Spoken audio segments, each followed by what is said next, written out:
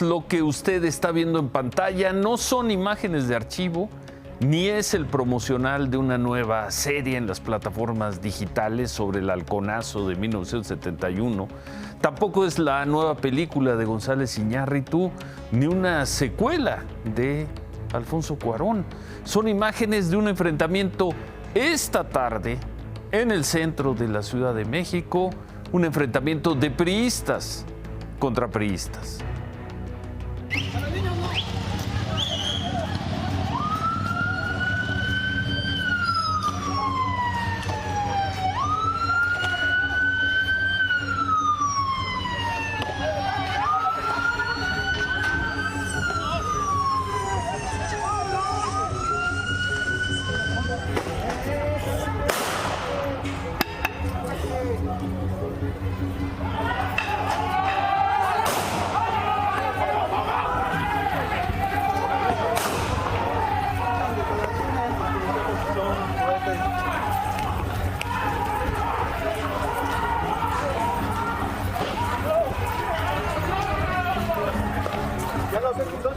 Íbamos caminando y nos abordaron a balazos, a diestra y siniestra, sin pensar en la gente que venía. Veníamos niños, adultos.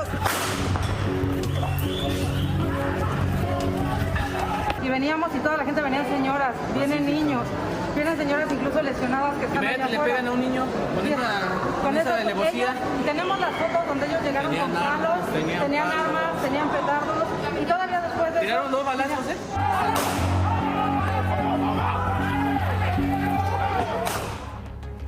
Todo esto en el centro de la Ciudad de México. Empezaron temprano cuando un grupo encabezado por un ex gobernador de Oaxaca, Ulises Ruiz, llegó a manifestarse. Llegaron desde la madrugada.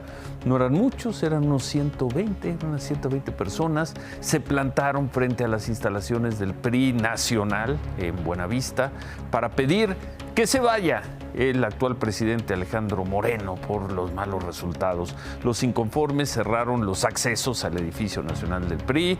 Ahí están las imágenes, pusieron cadenas, colgaron mantas, cartulinas e instalaron 2 carpas. Por la tarde, la cuenta de Twitter del PRI difundió estos videos. Desde ahí se acusó que ese grupo iba armado. Sí se parecen a las imágenes de 1971, además es en la misma zona de aquellos hechos. Bueno, que iban armados, que los dirigía Ulises Ruiz y una consejera del partido de nombre Nayeli Gutiérrez, y que les habían ordenado dejar el plantón en la sede nacional del PRI e irse a unas cuadras de ahí, no muy lejos, a la sede del PRI de la Ciudad de México.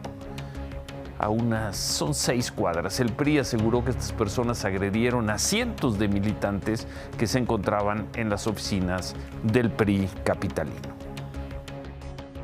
Me golpearon los del otro. ¿Con qué? Estaban enfrente y aventaron un petardazo y de la nada me pegaron. No se vale las chingaderas que hizo Nayeli Gutiérrez de atacarnos a balazos, pegarle a niños menores de edad, batazos y a piedras. Eso no es justo, son chingaderas lo que está haciendo. Pinche vieja ojete que no tiene corazón ni para los adultos mayores, ni para los menores de edad, ni para uno como ciudadano. ¡Que se vaya a chingar a su madre! Bueno, la Secretaría de Seguridad Ciudadana de la capital confirmó que un joven de 20 años, identificado como Edmundo Herrar, recibió un disparo en la clavícula y fue llevado al hospital. Esa persona que veíamos que queda tendida sobre el pavimento, lo llevaron al hospital Rubén Leñero. 2 personas más fueron descalabradas. El PRI le pidió a la policía que detenga a quienes agredieron a estas personas. El presidente nacional del PRI, Alejandro Moreno, tuiteó: estas son las prácticas que no tienen cabida en el PRI. Es grave que se orquesten ataques armados contra nuestra militancia pacífica. Ulises Ruiz y Nayeli Gutiérrez representan todo lo que el priismo no quiere. La dirigencia para que fui electo y el priismo no lo permitiremos. Esta noche nuestro compañero Ricardo Vitela entrevistó a Ulises Ruiz en este plantón, y esto fue lo que dijo. No hubo ningún enfrentamiento. Nosotros hemos estado aquí desde en la mañana, toda la tarde y hasta ahorita. El plantón que tú ves es un plantón pacífico. Incluso evitamos entrar a las instalaciones del partido llegaron unos grupos que se pusieron aquí a un costado. Nos dicen que son grupos que vienen del PRI del DF, pero estuvieron 60, 80 gentes de este lado, estuvieron un rato, no hubo comunicación con ellos y se regresaron. A lo mejor se hicieron un autoatentado ellos, pero no hay ni va a haber de nuestra parte agresiones. Este es un asunto político, no es un asunto de porros ni de golpeadores. En fin, así las cosas en el PRI y ahí está el plantón. Vamos a regresar un poco más adelante. Priistas contra priistas en el centro de la ciudad. Corretiza entre la sede nacional del PRI y la sede del PRI de la Ciudad de México. Regresaremos en un momento y en otro tipo de violencia. Otra vez Tamaulipas. En la madrugada se dio un enfrentamiento entre, según se dijo, entre grupos rivales de cárteles, otra vez el cártel del Noreste, el cártel del Golfo, ¿qué más dan los nombres? Esto fue en la comunidad de Los Guerra, en el municipio de Miguel Alemán, justo en la llamada Frontera Chica. El enfrentamiento dejó 9 personas muertas que fueron abandonadas sobre la carretera. Los cadáveres estaban vestidos de negro y se presume que podrían ser integrantes de uno de los cárteles, el cártel del Golfo. En esa zona se ha dicho que hay una disputa entre grupos criminales.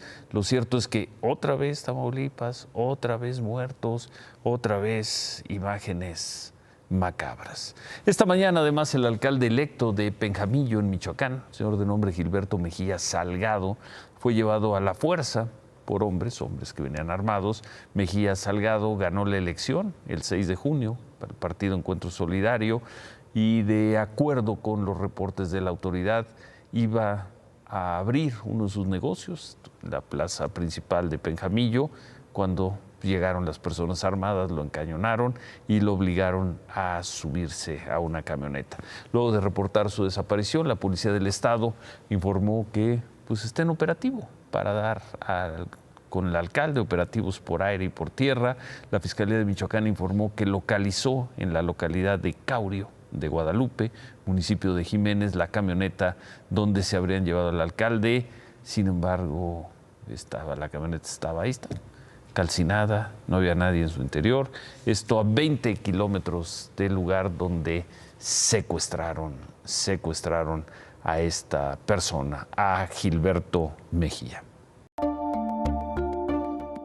El fenómeno del cáncer en sí mismo es lamentable, es trágico, es doloroso. Que lo padezcan niñas y niños es doblemente doloroso o múltiplemente doloroso. Que esas mismas personas carezcan de medicamentos es también doloroso. Consideramos que los padres o madres o familiares de los niños con cáncer tienen una legítima razón para tener esas preocupaciones. Es absolutamente legítimo. Tenemos un sentimiento de solidaridad, de empatía con esos padres y madres de familia. Si este desabasto de quimioterapias, que no es la primera vez que se da en corto tiempo, vuelve a suceder y vuelve a pasar, nos vamos a ver obligados, ya estamos organizados en hacer tomas de carreteras, tomas de casetas a nivel federal, a carreteras federales, y también la toma del Aeropuerto Internacional de la Ciudad de México. Todo empezó el 22 de agosto de 2019. Era la primera protesta de un pequeño grupo de papás de niños con cáncer del Hospital Infantil Federico Gómez, denunciando que llevaban mes y medio sin medicamentos. Era solo el comienzo de una larga lucha en la que los rostros de estos padres y sus hijos se hicieran visibles, pues durante todo ese año se siguieron manifestando. Los niños con cáncer, y eso no es justo, porque por derecho les toca. El 22 de enero de 2020, ante la falta de respuesta del gobierno federal sobre la escasez de medicamentos, cumplieron su palabra y radicalizaron su protesta. Tomaron la Terminal 1 del aeropuerto de la Ciudad de México. Es la segunda vez que vengo a cerrar el aeropuerto solamente por sus chingaderas. Un día después, estas escenas causaron una reacción en la conferencia de prensa del presidente López Obrador. Para entonces, el gobierno federal aseguraba que había medicamentos garantizados para todo el año, pero las farmacias de los hospitales públicos mostraban otra realidad a los niños con cáncer. Que este mes Cumplimos 2 años padeciendo estos desabastos oncológicos. La pandemia de COVID-19 no los frenaría. Era una situación de vida o muerte. Para entonces, padres de otras instituciones de salud como el ISSSTE y el IMSS también reclamaban su derecho a las medicinas en las calles. Sus quimios fallaron. Entonces ya le estamos dando cuidados paliativos. Y si no lo hay, puede fallecer de un momento a otro. Por más de 4 horas cerraron circuito interior frente al Centro Médico de La Raza. Esa vez, el director del IMSS se reunió con ellos y prometió que no habría escasez de quimioterapias. No nos han estado cumpliendo con la llegada de los medicamentos y esto no puede seguir así. Las demandas de medicamentos oncológicos se replicaron en el país, como en Oaxaca, donde familiares de niños con cáncer exigieron la entrega de medicamentos para menores internados en el Hospital de la Niñez Oaxaqueña. Así, bajo esquemas de entrega de medicamentos a cuentagotas, manifestaciones, amparos, donaciones de la sociedad civil y promesas incumplidas, llegó el 2021. Y hasta mayo, una endeble respuesta. Ya los medicamentos están llegando al país. El día de ayer nos enviaron las fotos de los embarques que ya están saliendo a México. Según el gobierno, los medicamentos ya se habían comprado en 4 países: Corea del Sur, Argentina, Cuba y Alemania. Ya no faltarían. La realidad, de nuevo, refutaría esas palabras tan solo 19 días después. De nuevo, los padres de los niños con cáncer se manifestaron frente a Palacio Nacional. Dejarían su 8ª carta de audiencia para resolver el problema de desabasto. Y después, de nuevo tomaron la Terminal 1 del aeropuerto. Y de nuevo, esto provocó reacción en la conferencia matutina. Se está avanzando mucho. Creo yo que para la semana próxima ya tenemos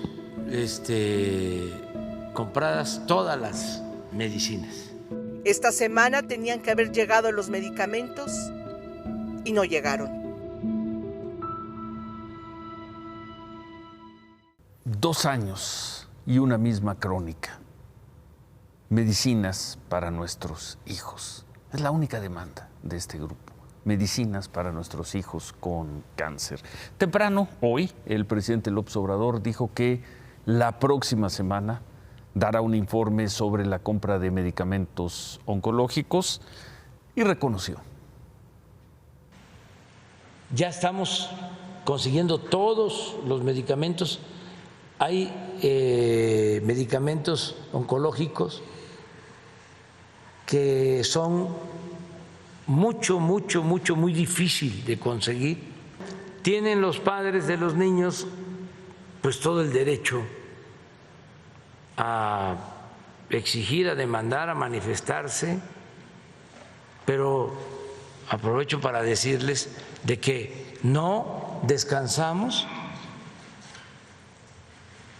porque queremos que tengan sus medicamentos y que ya muy pronto lo vamos a lograr.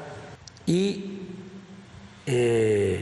mi respeto a las madres, a los padres de los niños con cáncer, decirles que estamos haciendo todo, siempre, para que no les falten los medicamentos.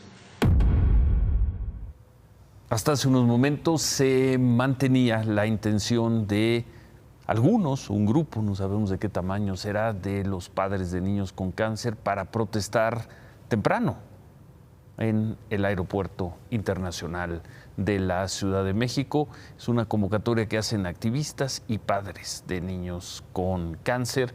Habría también otras manifestaciones en distintos lugares del país. Kimberly, buenas noches. Buenas noches, Ciro. ¿Recuerdas el caso de la youtuber Just Stop que lo difundimos en marzo, acusada de pornografía infantil? ¿Qué hizo? La acusaron de que estaba difundiendo imágenes de una chica que había sido presuntamente violada en mayo de 2018. En ese entonces, esa joven, identificada como Ainara Suárez, tenía 16 años. Bueno, pues esta noche Jocelyn Hoffman fue detenida por agentes de la Fiscalía de la Ciudad de México. Un juez ordenó su aprehensión por el delito de pornografía infantil. Fue enviada al penal de Santa Marta, Acatitla. La víctima que difundió Just Stop, denunció a 4 hombres por supuestamente haberla violado con una botella de vino y haberla videograbado.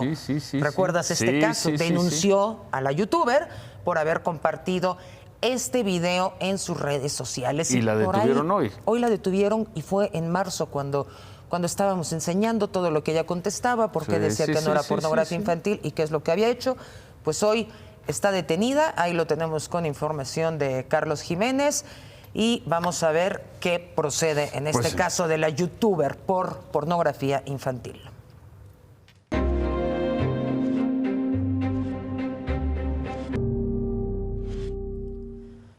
Y como todas las noches, vamos a revisar cómo va la vacunación en México. En los últimos 7 días se han aplicado en promedio 524,749 vacunas. Justamente anoche estábamos comentando sobre el repunte, la tercera ola que comienza a verse a nivel nacional de casos de COVID. Hoy la Secretaría de Salud informó que de la semana 23 a la 24 ya hay un incremento de casos del 15%. Nacional. A nivel nacional. Esto después de haber estado 4 meses a la baja.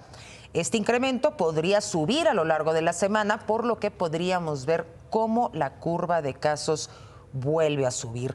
¿Cuáles son los estados? ¿Cuáles son los estados que están presentando esta alza? De acuerdo con los datos de la Secretaría de Salud, 10. Son 10 los que están provocando este aumento de casos a nivel nacional. Los estados principalmente son Baja California Sur, como les dijimos ayer, Campeche, Quintana Roo, Sinaloa, Tabasco, Tamaulipas y Yucatán. Hay también estados que comienzan a registrar un aumento en los últimos días, como lo son Sonora, Veracruz y la Ciudad de México, que registran un ligero aumento de casos. Y precisamente por este repunte en la Ciudad de México, Imagen Noticias recorrió algunos puntos donde se hacen pruebas de detección del virus en distintas alcaldías. Esto fue lo que encontramos. Llega mucha gente de la tercera edad que ya tiene las 2 vacunas y sale positivo. De hecho, es gente que no cree, gente que dice que ya está vacunado y que no cree que esté positivo.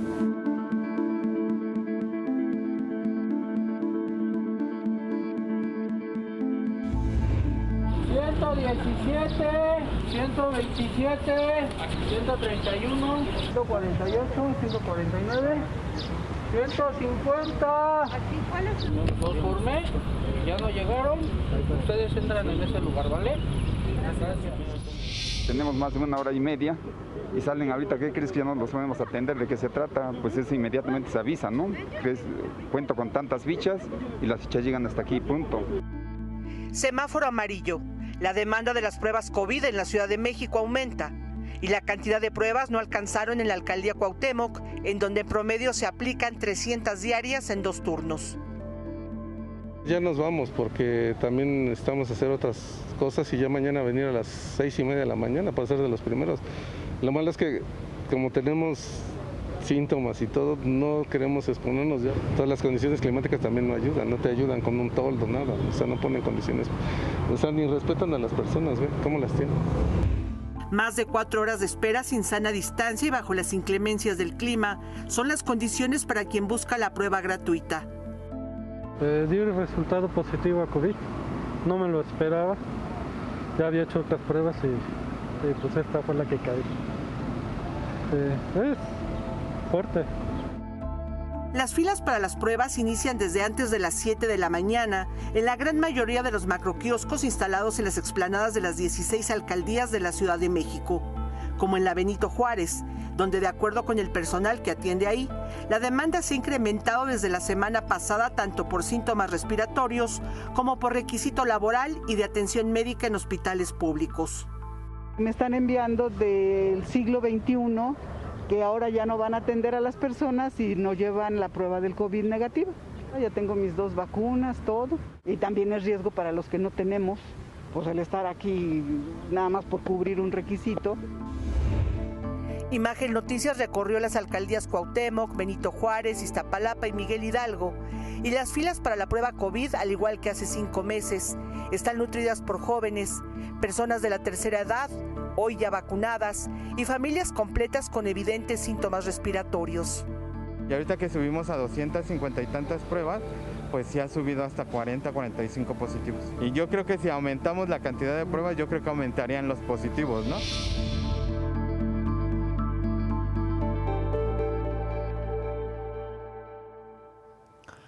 Y derivado del incremento de los casos de COVID-19, el subsecretario de Salud, Hugo López-Gatell, informó que van a volver las conferencias vespertinas, aunque el formato va a ser diferente. Va a ser una sesión semanal y se va a hacer desde las instalaciones de la Secretaría de Salud. Hay que recordar que después de 15 meses de conferencias diarias, el 11 de junio terminaron esas sesiones informativas. Y vienen de regreso ahora. Vienen de regreso una vez a la semana porque llevábamos 4 meses a la baja y ahí viene este ligero incremento. Vamos a ver las cifras, Ciro, de las últimas 24 horas. Ahí lo tenemos, 195 personas muertas en México. Brasil otra vez para arriba, la India y Estados Unidos abajo de los 300 en 24 horas. Los acumulados, México, a los 270,000 ya con las cifras del INEGI. Probablemente mañana la India rebase los 400,000, las 400,000 personas muertas por COVID. El empresario Carlos Slim acudió a Palacio Nacional, tuvo una reunión, comió con el presidente López Obrador y a su salida los reporteros le preguntaron sobre la línea 12 del metro, construida por un consorcio donde formaba parte la constructora del grupo Carso, y el ingeniero Slim dijo que la construcción de la línea 12 fue adecuada, fue correcta. Es una desgracia, pero pues lo que le digo es que estamos convencidos que en su origen no tuvo ningún problema, tanto que se usó por cientos de millones de personas.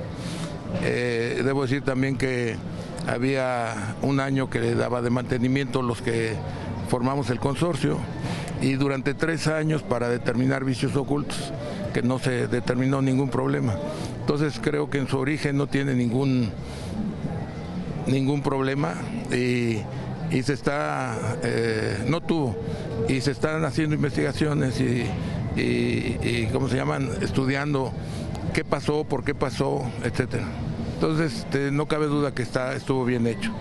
Y lo que le planteé es que independientemente de todo, nuestro interés en rehabilitarlo a la brevedad del tramo que hicimos. Y anoche informamos que la Suprema Corte autorizó la expedición de permisos individuales para el consumo recreativo de marihuana, pero siguen las preguntas: ¿qué fue lo que se autorizó? ¿Quién va a fijar los límites de las actividades relacionadas con el uso lúdico de la marihuana? Hoy fuimos al plantón de fumadores a un lado del Senado en busca de respuestas. Parece que los consumidores y los activistas tampoco saben. Mucho votos a favor de la propuesta.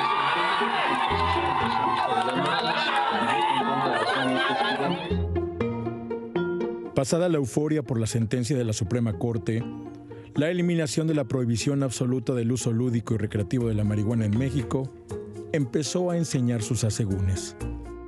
Al no estar despenalizada totalmente al 100%, nada queda claro, hermano, porque nos están dando puro atole con el dedo, hermano. Te dicen que porte tanta cantidad, dónde la vas a comprar, dónde la vas a fumar, te dicen que en tu casa tengas plantas, o sea, puro engaño, hermano. O sea, no hay nada claro. Si bien la Secretaría de Salud está obligada a autorizar actividades relacionadas con el autoconsumo, como sembrar, cultivar, cosechar, preparar, poseer y transportar marihuana, los límites no quedan claros. ¿Cuántas plantas vamos a poder sembrar o cuántas vamos a poder tener en nuestros hogares? ¿Cuántas por persona? Por ejemplo, las organizaciones de la sociedad civil, ¿cuántas van a poder acceder? Según la ministra Norma Lucía Piña, responsable del proyecto que ayer se votó a favor, esto es materia de la Secretaría de Salud mientras el Congreso legisla. La COFEPRIS y las autoridades de salud tienen que emitir los lineamientos necesarios. Entonces, no es un vacío legal porque se van a emitir los lineamientos por parte de COFEPRIS como lo ordena la ejecutoria. ¿Cuánto pueden tardar en emitir los lineamientos? Según el Movimiento Canábico Mexicano, años. Lo que sucedió ayer en la Corte, aseguran, es ahorrarle al ciudadano un trámite administrativo. Solo eso. En lugar de promover amparos, solicitarán permisos ante la COFEPRIS. Estos permisos que van a estar dando tienen que ser iguales a los que yo tengo. No les puedo dar menos derechos a ellos porque los va a estar discriminando, ¿no? Mi permiso lo que me dice es que yo puedo cultivar sin límite y tener una posesión sin límite. Y el movimiento, a través de sus miembros con permiso, tienen hoy 5,000 plantas a un costado del Senado de la República. Otras preguntas que hacen activistas y consumidores es: ¿de dónde saldrá la semilla de marihuana si en México no hay tenedores oficiales conocidos? Hoy tampoco se sabe. La sentencia de la Suprema Corte podría ser publicada el próximo lunes y con eso acercar a las dudas legítimas algunas respuestas. Pero hoy, a 24 horas de la votación, la eliminación de los obstáculos jurídicos no suenan a liberación. No para algunos consumidores, no mientras no se legisle. Mientras no esté despenalizado legalmente, que podamos fumar como un cigarrillo donde sea, ahí va a estar claro. Mientras no, hermano.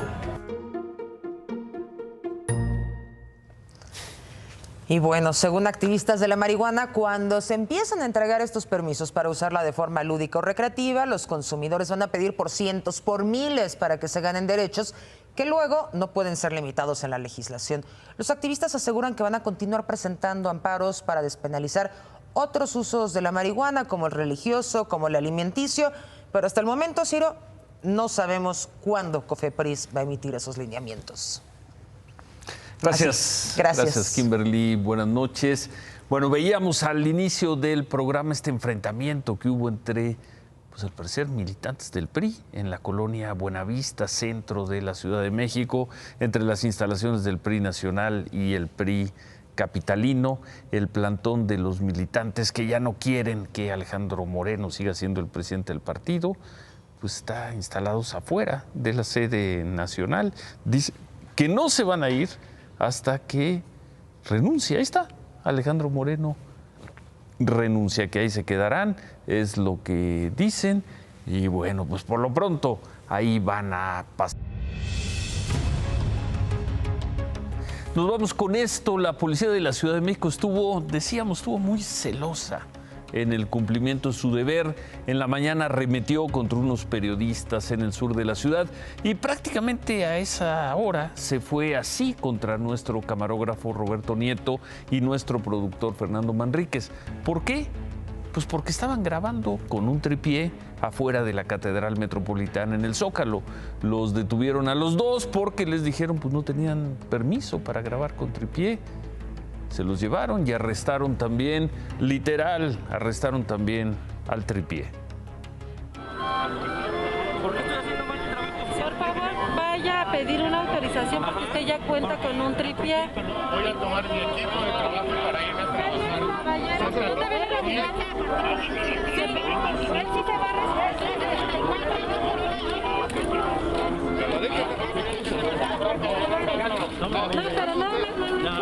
Tú también te estoy tocando. Respeta, si quieres, no te toquen. Que me sueltes. Entonces, ¿por qué me estás deteniendo? Yo también estoy tocando como está pidiendo él. Mi compañero, no yo. ¿Dónde viene la unidad? ¿Dónde viene la? Viene a la vuelta, es que la vuelta está. Oye, ya ves, ¿ese es tu respeto? Caballero. Para allá nada más. Fíjate cómo aventaron el tripié, ¿eh? Ella lo aventó el tripié. Ella lo aventó. Pero no me empujes, ya voy a subirme, no me empujes. Mira, no me empujes, no voy a pagar. Cuéntame, no me agarren. Por favor, caballero. ¿Qué vamos a hacer? Por favor. Yo estoy trabajando. ¿Dónde vas a llegar? Aquí al Club 5. ¿En dónde es? Aquí en Paraguay. ¿Por qué motivo? ¿Qué fue lo que hice? Mira cómo me jalonearon. Por favor.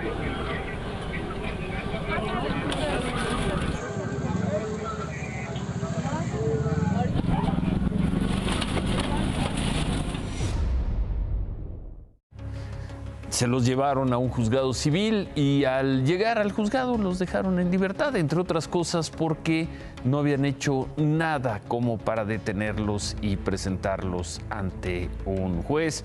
La Secretaría de Seguridad de la Ciudad de México puso este tuit que ya están investigando a los policías y bueno, que los reporteros, nuestros compañeros, no fueron presentados ante el Ministerio Público ni ante el juez y se encuentran en perfecto estado de salud, lo cual es cierto. Queda la anécdota y la imagen que muestra el celo de la policía capitalina para combatir al mal.